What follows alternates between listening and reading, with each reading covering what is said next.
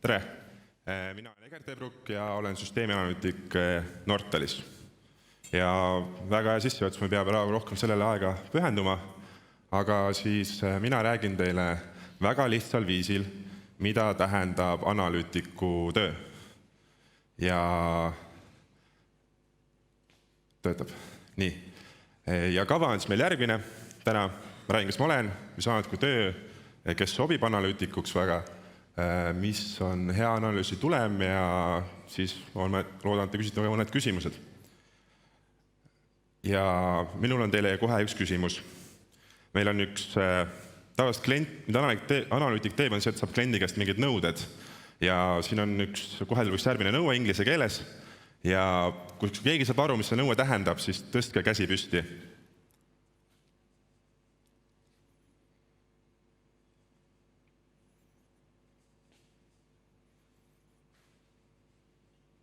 Nii, esimesed käed, väga hea. See nõue tähendab ringi.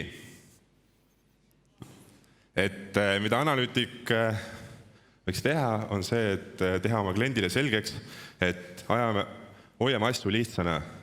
Kui tahad ringi saada, ei ole mõtet kirjutada väga keerulist nõuet, vaid piisab, kui sa teed selle joonistades selgeks. Ja siis, mida minu eelmine kogemus on siis see, et ma olen analüüsi alal töötanud juba natuke üle 6 aasta. Mu eelmine kogemus see, et ma alustasin Omnivast, mis on Eesti Post ja on väga suurt IT-lahendustega süsteem. Alustasin sealt testi analüütikust, ehk siis mul on ka väike testimise kogemus. Seejärel liitusin ma Cleveroniga, kes teeb väga vingeid pakiautomaate ja pakiroboteid. Ja täna töötan siis Nortalis ja olen osa ühest Eesti suurimast IT-projektist KAIS, mis on Eesti üks suurim IT-projekt on selline asi, et kui Eesti riigieelarve on 11,6 miljardit see aasta, siis see süsteem maksab sellest välja veerandi. Ehk siis nagu kogu riigi rahast veerand maksab see süsteem välja. Ja sellega ma tegelen igapäevaselt. Nii, analüütiku töö. Ehk siis ma üritan hoida asja lihtsana ja ma eeldan, et sama lihtsalt nagu see ring, ma teen selgeks, mida analüütik teeb. Kujuta ette, et sul on vanaema, et su enda vanaema võitis lotoga hea summa raha. Ja nagu see eelnevalt juba paralleeli toodi, siis IT on natuke nagu majaehitus. Ja miks ma majaehituse toon näiteks on see, et kõik on näinud kõrvalt, kuidas mingit moodi maja ehitatakse. Ehk siis vanaema tuleb IT-ettevõtte juurde ja ütleb, et oletame, et see maja on üks IT-projekt. Ja vanaema tuleb siis IT-ettevõtte juurde ja ütleb, et tere, et ma tahan endale lossi, 8 tuba, üks äriti vinge uks ja ma tahan 8 meetrist torni. IT-ettevõtte väga äge. Ma annan sulle ühe analüütiku, räägi temaga asi selgeks, mis sul täpselt vaja on. Siis saadetakse vanaema juurde analüütik, siis analüütik küsib, et kuule vanaema, et räägi mulle, miks sul on vaja 8 tuba. Vanaema ütleb, et mul on siin palju lapselapsi ja nad korra suvel käivad mul külas, ma tahaks nad kõik kuskile magama panna. Jah, aga siis, kui see ongi korra aastas, eks ju, enamus neile meeldib nii magada kuskil telkides ka, äkki siis teeme natuke väiksem maja. Okei, et sul küttekulud ja kõik asjad lähevad sinna juurde, eks ju, et teeme sulle magamistoa, elutoa ja ühe külalistoa vanamandus. Väga hea, tegelikult sobib mulle see väga hästi. See on analüütiku töö üks osa ja siis analüütik küsib veel, kuule, miks sul on vaja seda 8 meetrist torni? Vanaema ütleb, et aga ma tahan selle jaoks, ma tahan merele vaadata. Okei, aga sa ei näe sellega. Teeme 11 meetrise. Aga teeme 11, siis okei, korras. Lihtne. Ja kui me jõuame selle ukse juurde, siis vanaema ütleb, et ma tahan sellist vinget ustükku suurt, et kõik kaup läheks rahu sisse, aga uks peaks kergelt käima. Ja siis ma ütlen, et kuule, ma hetkel ei tea vastust selle küsimusele, et ma võtan selle asja kaasa, ma lähen oma tehnikute juurde, kes on siis arendajad näiteks või arhitektid IT-s, kelle juurde ma lähen selle küsimusega ütlen, et kuulge, meil on vaja nüüd sellist ust, kuidas me selle teeme. ja siis nad ütlevad, jaa, me teame, meil on niisugune uus tehnoloogia, jumala vinge, me tahaks ise ka seda proovida, et ütleme, et jaa, teeme ja see maksab nii palju umbes, eks ju. Ja siis ma lähengi, ütlengi vanemale, et kuule, et järgmine päev, et saab küll. Et me teeme ära selle, pole küsimust. Et see on nagu maja näite peal toodud IT-arendus. Nii, ja kui siis analüütik on siis oma töö ära teinud, siis analüütik põhimõtteliselt koostab arendajatele siis tööülesanded ehk siis taskid, mille arendajad ette saavad.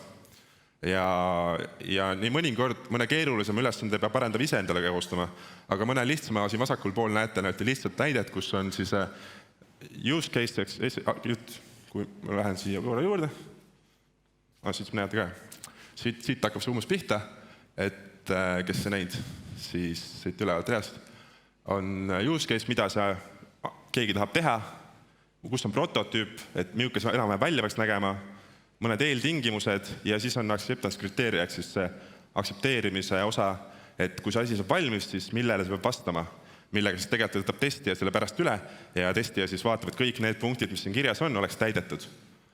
Ja samas ka analüütik, ma ütlen, et ei peagi siin midagi nägema, lihtsalt me näeme nagu näited. Nii, ehk siis paremal pool näete lihtsalt ühte plokkskeemi, mis kirjeldab siis, kuidas mingi süsteem peaks töötama.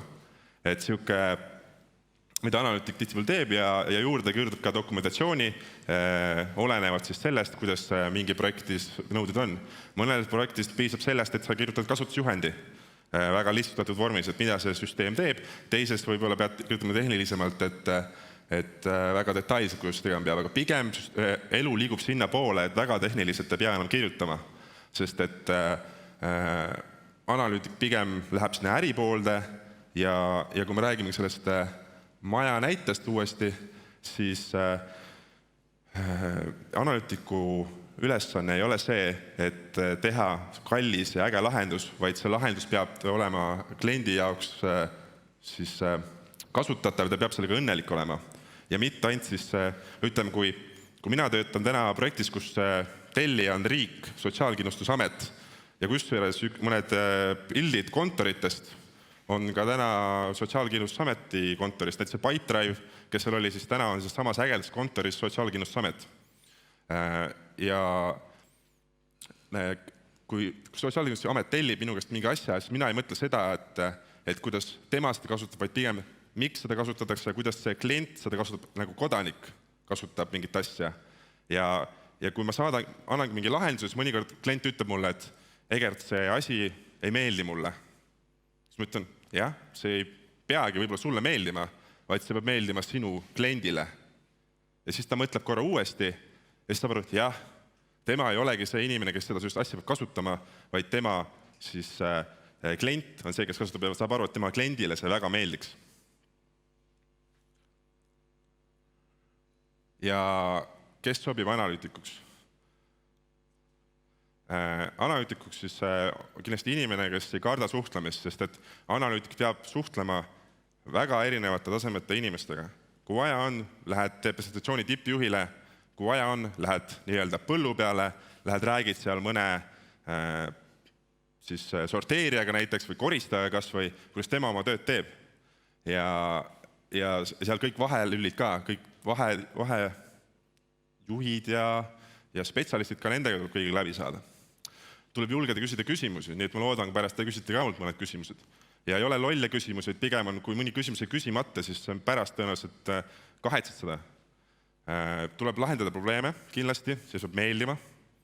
Sest kus mul endal silmad räigelt säravad, kui ma saan mingi väga raske asja kellegi jaoks väga lihtsalt ära lahendada. Siis kindlasti peab detailne ja pead ka suutma dokumenteerida. Et kui sa võtad sama asja 5 aasta pärast ette, selle dokumentatsioonist võid aru saama, mis seal kirjas oli ja kuidas süsteem töötab. Ja mõnikord mul ka endal nii, et kui vaatad 3 aastat hiljem mingit dokumendis kirjutanud, kas mina kirjutasin selle või? Väga hea näeb välja. Ja siis vaatad, olengi mina kirjutanud. Ja kindlasti see, et sulle meeldib IT-maailm.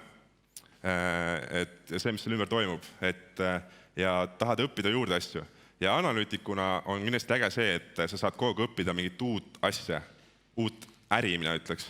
Et kui sa täna, mina olen tegelenud aasta aega sellega, kuidas lapse vanemad saavad raha või kuidas on see, kui sul sünnib laps, siis kuidas see protsess kõik toimub. Minu jaoks enne seda hästi uue maa, nüüd ma tean väga hästi, kuidas seda süsteemi saab häkkida, nii et saaksid rohkem raha ja kõiki muid asju. Nii et väga huvitav, saad igas asjas eksperdiks. Ja samas ma olen töötanud ka ettevõtetega, kus töötab rohkem inimesi, kui Eesti riigis on elanikke. Näiteks maailma suurim põhimõtteliselt eraettevõte Walmart, kus sa teed neile mingi protsessi ümber ja nad võidavad sellega nagu mega palju raha põhimõtteliselt. Ja see on nagu nii, ja samas pead teadma, kuidas nende protsessid töötavad. See on nagu täiesti erinevad äärmused. Ja nii on. Siis, mis on analüütiku töö tulem, hea töö tulem ja kuidas üldse seda siis mõõta? Et ongi, siis tuleb mõõdikud. Analüütikud juba tegelikult enne, kui keegi hakkab koodi kirjutama, siis tuleks kokku leppida, et mida me tahame saavutada. Sest suure tõenäosusega sel hetkel, kui sa hakkad arendama, siis klient hakkab ümber mõtlema. Ma tahan ikka midagi muud, ma tahan ikka midagi teist asja. Ja sa saad, aga see on okei, ma mõtlen mingi asjad ümber, aga enne võiks olla kirjas see osa, mida me tahame saavutada ja mis see eesmärk on, kuhu me tahame jõuda. Kui eesmärk on see, et kui vanemad saavad lapse ja tahavad riigile öelda, et jah, et ma tahaks raha ja eesmärk on see, et nad küsiks vähem küsimusi, sest täna nad helistavad kogu aeg ja üritavad infot saada, sest see on keeruline, siis üks mõte see, et ei oleks küsimusi enam. Ja ma arvan, et me saavutasime selle väga hästi. Eelmine kuu läksime uue süsteemiga laivi ja tagasiside on väga positiivne. Ja nii, mõtlen, meil on veel 2 minutit aega. Igastahes tegin kiiremini. Kas siin on keegi, kes sai rohkem teada, mis läheb analüütiku töö? Mõni käsi on. Igastahes analüütiku töö on hästi loov ja vaheldusrikas ja kindlasti, kui ma lähen tagasi siia, ma unustasin ühe asja võib-olla ära, et kes sobib analüütikuks, siis on see, et analüütikul ei ole sellist nii-öelda bossi, et sellest kuupäevaks see tehtud, see kuupäevaks see tehtud, pigem on mingid pikemad kuupäevad, millega tuleb, kui sa tead, et sellest kuupäevaks peab olema see analüüs mul valmis, sest et kui me seda arendust sel hetkel ei alusta, siis me ei saa sellega tehtud. Aga see, kuidas sa jõuad selle kuupäevani, kuidas sa saad selle asja tehtud, see on analüütiku enda vaba põhimõtteliselt looming. Ja nagu räägiti, et siis hästi vaba graafik, et teed millal tahad, kuigi mõnikord peab klientidega kohtuma, aga enamasti on see juba liikunud nagu üle võrgu, kõik kohtumised tehakse vähemalt osaliselt üle veebisilla ja on ka olnud niimoodi, et mina olen Eestis ja klient on Ameerikas, kell 4 öösel teeb suga kõne või ka vastupidi, mina olen Ameerikas ja klient on Eestis või Hispaanias ja kõik toimib nagu kellavärk ja arendajad teevad oma töö ära. Ja testimise osas analüütika natuke testib, aga testib siis seda, et see kriitilisemaid kohti, keerukamaid kohti, millest siis testija kindlasti saab jagu, aga tal läheks natuke kauem aega võib-olla. Aga testija kindlasti testib selle veel üle. Aga minu poolt täna kõik. Ma tänan. Ma loodan, et siin on küsimusi, sest et ma loodan, et siin on mõni inimene, kes tulevikus hakkab analüütikuks. Aitäh!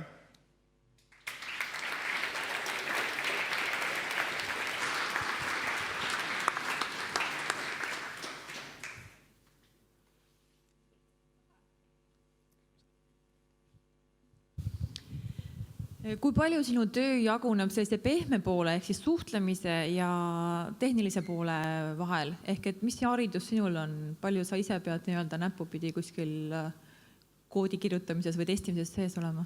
mina ise olen õppinud IT-arendajaks ja see on selline, see tuleb väga kasuks, et see haridus, sest et kui ma peaksin, kui ma kliendiga vahepeal suhtlen mingid teemasid läbi, et kuidas nagu mingit asja lahendada, näiteks sama see ukse näide, eks ju.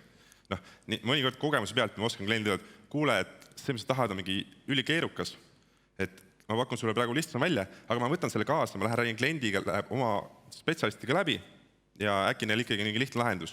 Ehk siis pehmet poolt on nagu päris palju tegelikult, eriti kui sul on koolitusfaas või sa alguses lähed kliendiga läbi rääkima, mis sa tahad, ja sellist tehnilist osa, noh, ma pakun umbes sihuke pool on selline, aga ütleme, et ma ei pea väga tehniline olema, no ütleme, et asi läheb aina vähem tehnilisemaks ajas edasi ja pigem oodatakse seda, et ongi, et sa näed seda kliendi äri, sa saad kliendi ärist aru ja suudad kliendi ärile pakkuda parima lahenduse.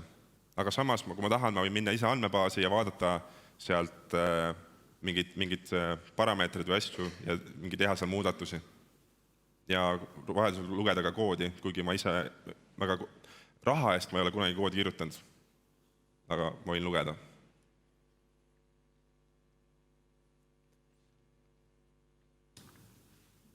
Meil on 2 küsimust ka veebilehele tulnud. Et üks neist on, et kas on tulnud ette olukordi, kus on tunne, et see töö viskas üle? Ja ikka on, muidugi. Et või no tegelikult täitsa töö ise ei ole üle visanud, aga no mingid asjad on kindlasti üle visanud. Üks asi põhjus, miks ma näiteks Eesti Postist ära tulin, Omnivast, oli see, et ma jõudsin põhimõtteliselt juuniorist, ma jõudsin tiitli juurde ekspertanalüütik. Ja siis ma istusin seal ühe halli patsiga mehega koos, kes oli siuke päris vana ja mina olin suhteliselt noor ja mõtlesin, et see ei ole võimalik, et ma juba tipus olen, et see on ebareaalne. Ja siis, kui ma tegin selle suure projekti ära ja edasi anti mulle hästi mingi pisikasi, siis ma tundsin, et mul on igav, et ma lihtsalt istun ja kõllutan jalga. Ja siis ma mõtlesin, et ma liigun edasi. Ja siis siin on üks küsimus veel, et mis asi on täpsemalt SKAIS2? Jah, vabandust, see on Sotsiaalkindlustusameti infosüsteem. Sotsiaalkindlustusamet on siis see amet Eesti riigis, kes maksab välja pensioneid, maksab välja kõiki perehüvitisi. Perehüvitis on see, mida näiteks vanemad saavad selle eest, et lapse toetus, siis kui sul sünnib laps, siis saad raha nagu vanema palk või vanema hüvitis ja igast, ma ei tea, murrad jalaluu, siis saad mingi abivahendi endale, mingi ratastooli või kargu, siis selle kõik katab Sotsiaalkindlustusamet ja seal on üks infosüsteem, mis hoiab seda kõike informatsiooni koos ja tegeleb sellega ja siis mina töötan selle süsteemi ka täna. Väga hea, suur aitäh, et tulite ja teeme veel ühe aplausi Egertile.